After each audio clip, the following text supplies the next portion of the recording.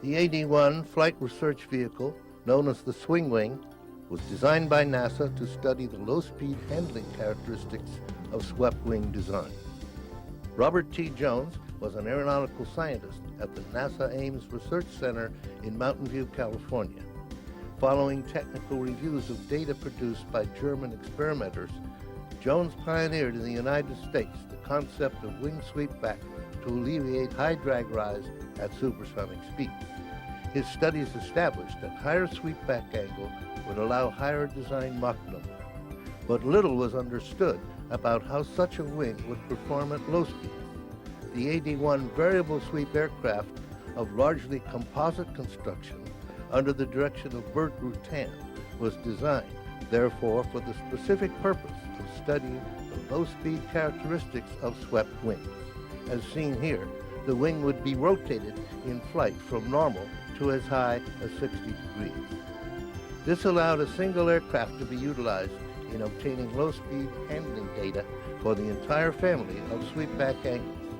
Over 90 flights were made by test pilots at the Ames Center, which allowed a collection of data for many different sweep angles under various low-speed conditions.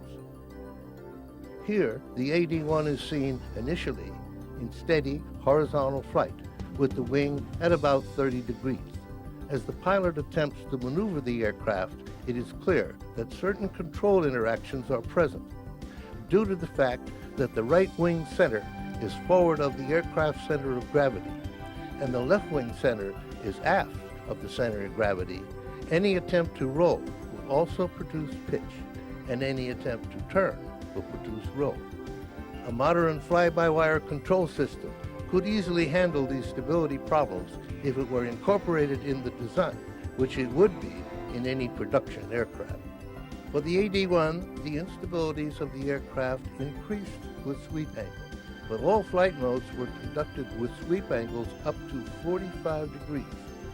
Any oblique wing derivative of the AD-1 would experience some of these stability difficulties because they are inherent in any flying wing design, but would typically be resolved with an appropriately designed flight control package.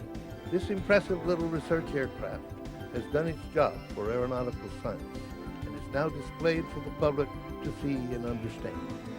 Although the AD-1 project was small and short-lived, it produced extremely important data that engineers and designers will use for many years to